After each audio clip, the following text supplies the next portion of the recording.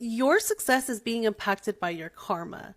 Let me show you how your birth chart actually shows you this.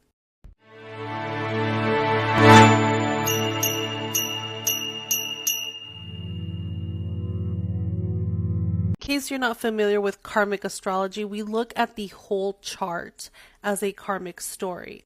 As opposed to traditional astrology, will only really account for karmic placements to be Saturn and maybe the South Node. But in karmic astrology, everything is part of the story. Today we're going to talk about two places in the birth chart that are holding most people back and why. And yes, go get your birth chart so you know exactly what this means for you. So first place you want to look is your South Node. Now the South Node and North Node work in tandem together, but today we're just going to focus on the South.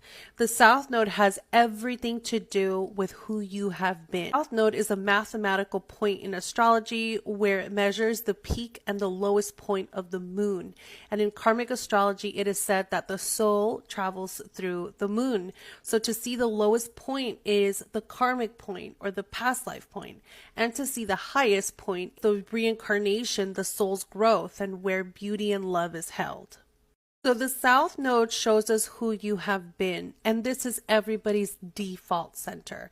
Before you become your sun sign, moon sign, rising sign, anything, you are your South Node. And this is because this is your kingdom. You have a throne here. It's kind of swampy like Shrek, but nevertheless, it's your kingdom. You build it. And this is why I say that the South Node is 50% ego and 50% comfort. The only reason you would ever leave here is because it's unfulfilling. It's not fun. It's like you doing the same old trick again and again.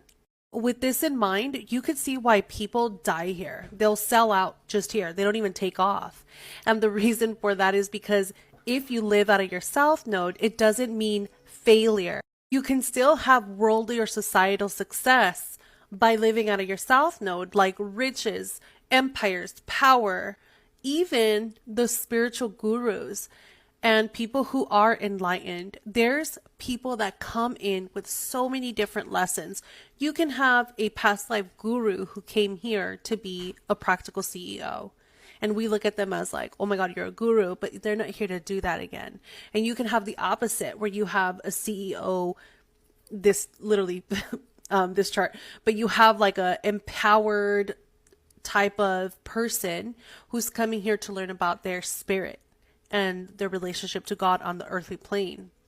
So regardless of where you are on this karmic journey, the purpose is when you are living out of that South Node, you will be kind of mute, unfazed, untouched, cold, because it's just like, yeah, I'm doing the things that I know, but it's not new to me. Like, I'm just good at it for some reason.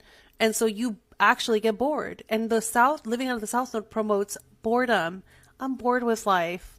And it creates reckless behavior because you're looking for stimulation outside of what you've already done in several lifetimes. So the way you're going to get out of this little comfort zone and ego space is we've all contracted good old Saturn. And Saturn comes in and says, all right, bet. I'm going to make sure that you don't stay comfortable here. And I'm going to give you challenges every 7 years or so. So you wake up out of your daydream to actually do the work. You can't just stay in paradise once again or your personal hell. You have to come here and alchemize, change, and grow, evolve as a person, and become spiritually strong. So the second most karmic placement is Saturn. Saturn is not going to let you forget the deal you made with him, as Saturn is the ruler of time, the ruler of this reality, and the ruler of manifestations. Anything you want to truly, truly accomplish that's new outside of this South Node has to go through him. So in this, you can also see where people get stuck at the magic and curses that they can bring forward from the South Node and the hardships that life brings. And then they go back to the same comforts that they know how to build and then the hardships that life brings. And then they go back to, and they're just kind of living a really, really hard, miserable life because they're not essentially breaking out of their karmic potential or their soul's true light. And so that means when a person toggles from the South Node to Saturn back and forth, all the chart lights up in the shadows as well, for the most part. And that is like an extreme example of how success is blocked in a chart that has all the potential in the world. Every single birth chart has absolute potential, godlike potential. And it's because we are here made of light. We are connected and children of God. So we all have this ability to express and create through the lens of God, but we have to work up to that frequency. We don't just get to do it for the most part. Having said all that, here's a little bit of spiritual homework for you. Go get your birth chart, look at your South Node and your Saturn. What is it doing? What conversations are they having with each other? How are they getting along? Drop it into the comments. Let me know. My name is Bria Samay. I am a karmic astrologer here to answer all your magical questions.